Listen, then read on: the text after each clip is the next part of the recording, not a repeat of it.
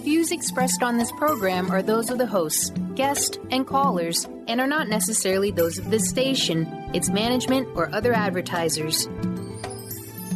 You're listening to Transformation Talk Radio.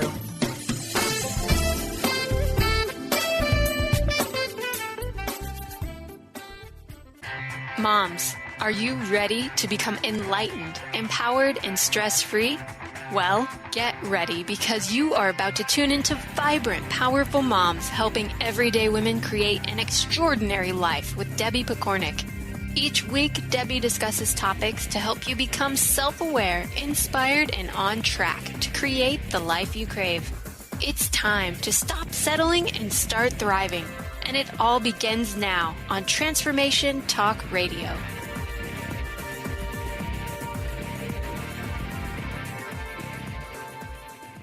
Welcome to the Vibrant, Powerful Mom Show. I'm your host, Debbie Pokornik, and my mission is to help you tune in to the vibrant, powerful person you were always meant to be so that you can create a life you love at work, at home, and at play. Now, my guest today is Noreen Kolesar, a woman who specializes in brain health and fitness. Noreen believes that a fit brain is every bit as important as a fit body, and she has dedicated a good chunk of her life to helping people learn tricks and tools to make sure their brain is in tip-top shape. Noreen is a certified brain gym instructor and the creator of the Wiser Brain program. Now, I've had the pleasure of learning from Noreen many times at different workshops, meetings, speaking events. I've even been part of a mastermind with her. We've gone to a retreat and we've done some traveling together. So I know firsthand how passionate she is about this topic. I also know that she's a wife, a mother of 2 young men. She is an avid gardener, and she can keep a conversation going for hours with both her curiosity and her storytelling. But it's always very interesting stuff. So today she's here to shed some light for us on brain fog, and is going to share 5 important activities that you can do every day to keep your brain fit. Noreen, welcome to the Vibrant, Powerful Mom Show. Thanks, Debbie. It's great to be here with you. Oh, I'm so happy to have you. Now, you actually raised a very important question when we talked before. And so I thought that we could start with just a little clarification for our listeners about how brain fitness differs from mental health, just so we're all on the same page. Could you help us with that? Sure. Mental health is more and more being talked about around the areas of stress and so on. But what I'm talking about when I talk about brain fitness is not so much mental illness or mental issues that people are dealing with, but just keeping our brains fit so that we can think clearly, have great focus, be more creative, and ward off the potential early signs of dementia, or maybe eliminate dementia out of our lives altogether later on. Right. So just kind of keeping us quick and thinking straight. Yes. I love this idea. I need that. So how did you get interested in brain fitness? Well, there was never really one thing, but a lot of different things in my life that sort of came together. And I suspect that's with a lot of people when they get interested in something. There's different pointers that direct them down that particular path. Mm-hmm. One of the things was that I used to have very bad migraines, right? Go to bed in the dark, pull the blinds, no sound type of migraines. And right. I thought, surely there's something I can do so that I don't have these migraines that are so debilitating for 2 or 3 days at a time. Mm-hmm. So that was one thing that started me on sort of the idea that our brain can be healthy as well as our body. And then so many other things. I had an aunt who had dementia, which made me start to think about that. In school as a student, I was never a stellar student. I did well enough. I was your solid C student. But I often wondered, why are some people so much better at school than I am? I didn't think I was stupid. I just didn't really like school very much. And I thought, right. maybe there's more to it. And so all of these things kind of kept heading me in the direction of how I can make my brain work better for me. I love how the universe guides us like that, right? Yeah. All these little things. And sometimes you can go all the way back to when you were a child and you'll go, oh, that was the start of this. you know? Yeah. So, Yeah. and I also love that you said, I used to have migraines. So through working with your brain and keeping your brain fit, were you able to heal the migraines? Yes, I think so. I know other people have said to me, oh, well, you just grew out of them Mm, because, that happens with hormones and so on. And maybe right. hormones was a part of it, but I don't think so. I think long before I got to any hormonal stages in my life, uh, menopause and so on, that I was pretty much rid of migraines. I know I can tell when they're coming on. I know what to do to prevent it. And I just have adapted lifestyle strategies that don't include migraines anymore. Right. That all fit together to keep your brain fit. Yes. Nice. No, that's one of the greatest challenges with prevention, right? Is there's always that, well, how do you know? How do you know it was going to, Well, that helped exactly. to fix it or Yes. whatever. So, Yeah. Yeah. so let's talk for a minute about brain fog, because you said that you wanted to share some information about that. And I am a person who has experienced plenty of brain fog in my life. So what causes it? Well, that's $1 million question for sure. And something that I'm asked so many times. And really, it would be nice if there was one answer, but Mm, each of us have our own answers. And as I mentioned, hormones could be part of it. I didn't realize it at the time, but after my first son was born, I had um, postpartum depression. mm, And I thought it was just, I was tired all the time. And that's why I was crying. And that's why I felt so lonely. And that's why, but it wasn't until my second son was born, I thought, wait, I'm not feeling like that now. And it wasn't so much in the news as it became later on. And right. so, you know, like I say, hormones can be one of them. Grief can cause brain fog. Mm-hmm. That's hard to believe, but sometimes you can be just so sad that you're not thinking clearly. Poor diet clearly can cause problems for our brain. All Mm-hmm. sorts of stress, even surprisingly being understimulated. If you've got no excitement in your life, and your brain just doesn't have to work very hard, Yes. then that can also cause brain fog. You And know, a big one too is inactivity. yes. It's Yeah. funny, those last two that you just shared make me think of my mother, and she had had double knee surgery a number of years ago.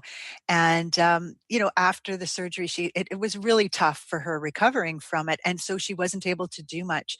And as she got more mobile and everything, I would take her places as something, a way to keep her occupied. And she said to me, what my problem is? I don't have any goals anymore. I don't have anything I'm working towards because I put everything aside to have this surgery, and now I can't curl, I can't golf, and Yeah. I just remember her saying, it's like I have nothing to stimulate me.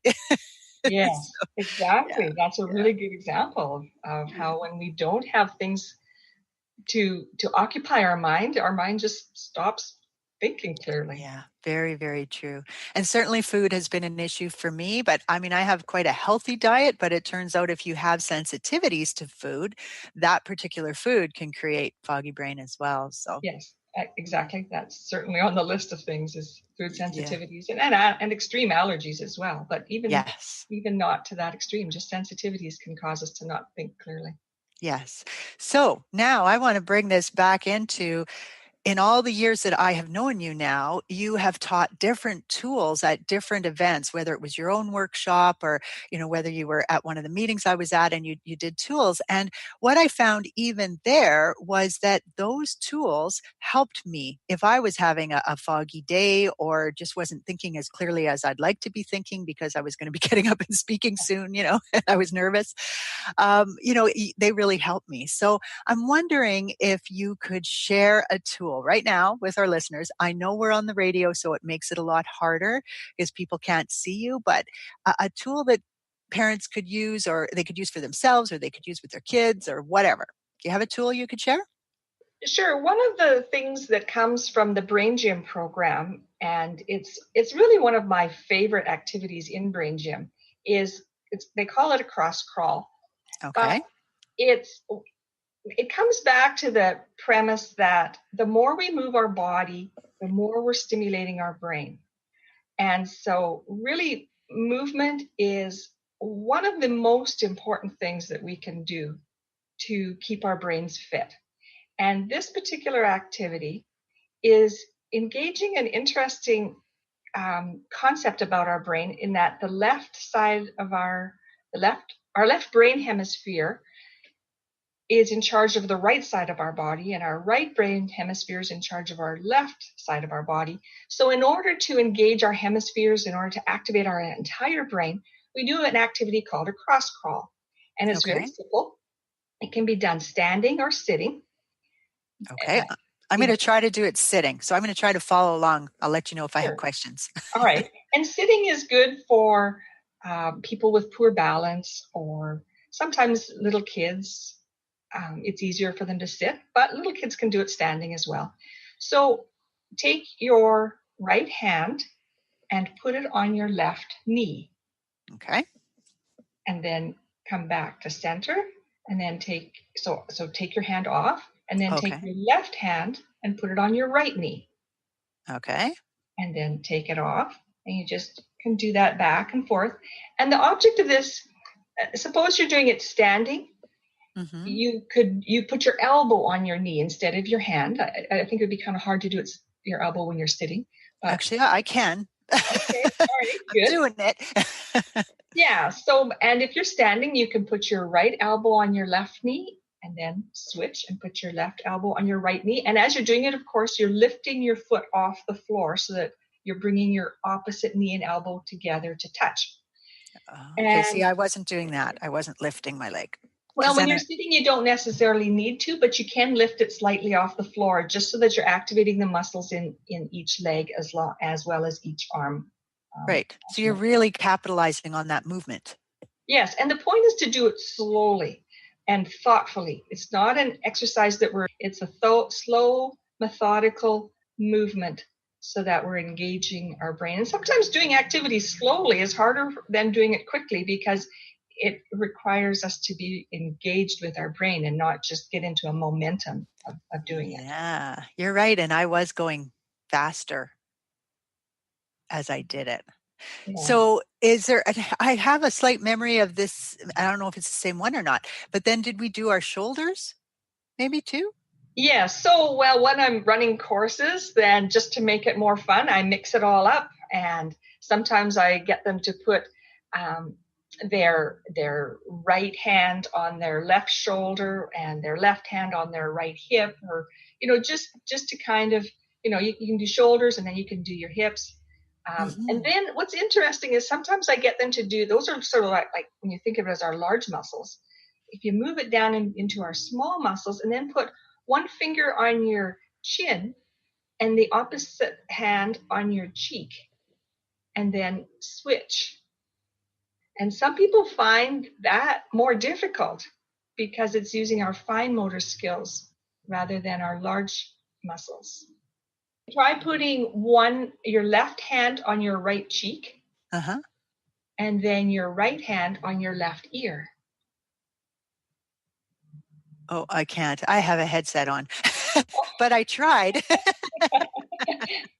And then you alternate back and forth. So those are just some alterations that I make to the basic cross crawl when I'm doing presentations, just to have it more fun. And so some people will find the first one really easy, and then when I get them to do the second one, they're saying, "Oh, this is hard." And then they can start to relate to the people that were challenged by doing the basic cross crawl. Yeah.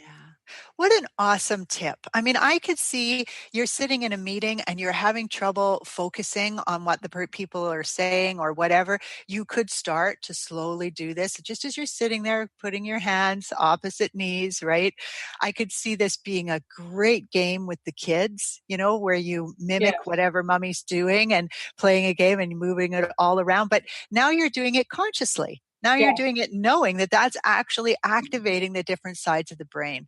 What a powerful tool. Yeah, one time my son, it was an in-service, and he had a couple of his friends over, and they came in the afternoon, and they wanted to play video games. So I didn't let them play video games in the morning, and I had them doing other activities because I knew that, kids like to play video games with their friends, and it was their day off. So I said, okay, when they come over, you can play. So when the two boys came, and he was so looking forward to it. And the one boy mentioned, I heard, I overheard a lot of their conversation. I heard him saying, this has been such an awesome day. I've been playing video games all day, because I guess his mother allowed him to play in the morning. And then about a half an hour later, maybe an hour, I can't remember, he came to me and he said, can I phone my dad to come and get me because I have a headache? Oh. And I thought, overdid it. my first thought was, my son, he was so looking forward to this. You're ruining it for him. Yeah. But anyway, he called his dad and his dad didn't answer. So I thought, okay, what can I do? So I just got the three boys to do a couple of different brain gym activities, and I didn't want to overdo it and right. Make it like it was a chore. And so they did them, and then they went back to their video games. And when his dad did come, they were at the door, and I turned to the boy and I said, how's your headache now? And he looked at me and he said, well, it's gone. And so one of the things when you're playing video games is that muscles in the back of your neck get tight. Well, a lot of your muscles will get tight. Your eyes get strained and so on. So I chose brain gym activities that would relax the eyes and the neck muscles. And nice. Again, who knows if that was what worked or not, but his headache went away after doing those activities, and he continued to play video games for a while. Right. So there's two messages there, right? Letting your child sit and play video games for hours is hard on them in more ways than you might think. But also there are these kind of tricks. And I think the same can be true even for studying, for working at a computer, right? All those things that get us all tense in the shoulders. Yes. I love this. So our time is moving along. I'm gonna mix things up here a little bit, and let's talk about the 5 activities that you say people should do every day to keep their brain fit. All right. Well, I have, they're not specific activities. I would call them more like categories of activities. Okay. And so the first category I call the workout zone. We've talked about this quite a bit, and that's the importance of movement. Just keep moving our body. The more we move our body, the better shape our brain is in. And the movement, coincidentally, that research is showing that is one of the very best is dancing. So if we get out and dance regularly, we're doing great benefits for our brain. Nice. And you don't even have to go out anywhere. You can put music on at home and just dance around while you're cleaning. Absolutely. Yes. Yeah, exactly. Nice. And the study also shows that if you're dancing with a partner, that the one who's following gets more brain benefits than the one who's leading. So I'm not sure what's going on there, except that I guess you need to read the leader. So there's a little extra component there rather than just the dance steps that you're processing. Interesting. So there's the dance that, like a waltz or a two-step or whatever, where you're dancing with someone else. And then there's a dance where you're dancing with someone else, but you're both just, going wild, doing your own thing. Yeah. There's obviously going to be different benefits depending. Right? Yes. Yeah. Well, and music too is great. That's true. Yeah. So, and that's the second category. So movement is the first one. The second one, I call it your imagination playhouse. And this is aspects of your life that are fun for you.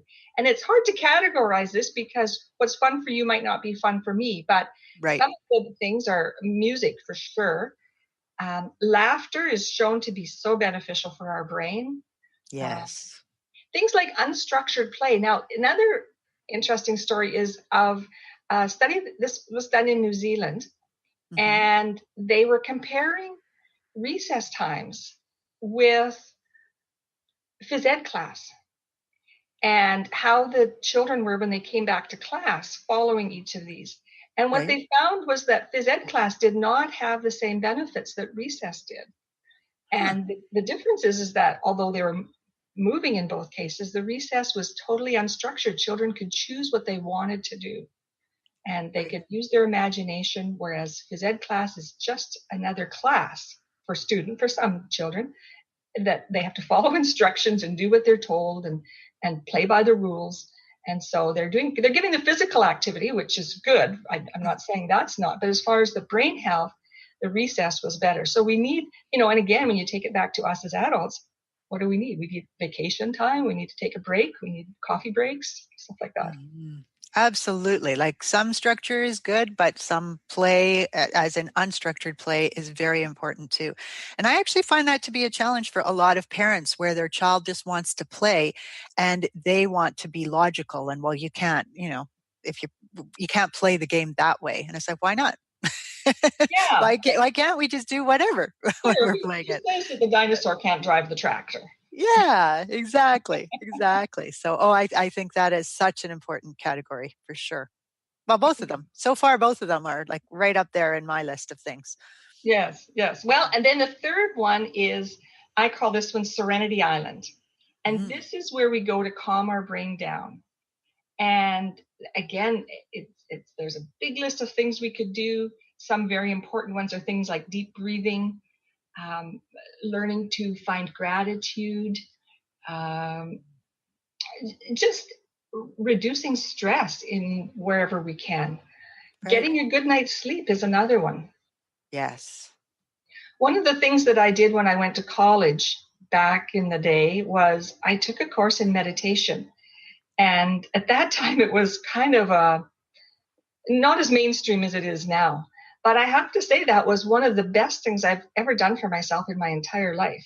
It Yes. really had a profound impact on how well I was able to study and get through college and get through each class. It was very good. Yes. It can be so awesome for people. And I think some people have an idea of what it has to look like. And that's the thing. I love to meditate when I walk. I just go Cool. in and I walk. And the trick is I need to calm my brain, quiet my brain, get it to just go into that state of being rather than doing. And Yeah. that's what makes a difference. So I love that you shared that because there's so many ways to quiet your brain. And certainly meditation and sleep are one of them. My thing, whenever I meditate in a chair, I fall asleep every single time. And Yeah. I've done it for years. Yeah, yeah. Well, and walking in nature, like going for a walk through trees and flowers, are uh, so great. In fact, they've found that that even looking at pictures of trees and nature helps to calm our brain down. Yes. So obviously, the walking is better, but that works for many people. Like to prayer or spiritual beliefs, like that's why I'm saying these are just categories, and Absolutely. we can choose. But finding a way to calm our brain down is so important. Absolutely. Okay. So what's number 4? Number 4 is the experimental station, and here we need to stimulate our brain. And we talked about that earlier with your mom not having stimulation. Mm-hmm. And this is where we take courses. What are they called? Continuing education courses, lifelong learning, I guess. Doing puzzles, Mm. playing board games. So crossword puzzle is one of Sure, those. Yeah. anything. But the trick here is that if you do a lot of crossword puzzles, then if you're going to stimulate your brain, you might want to switch to a Sudoku Right. so that you mix it up. Right. Don't fall into a groove because then you Right. do create grooves in Yeah, your brain.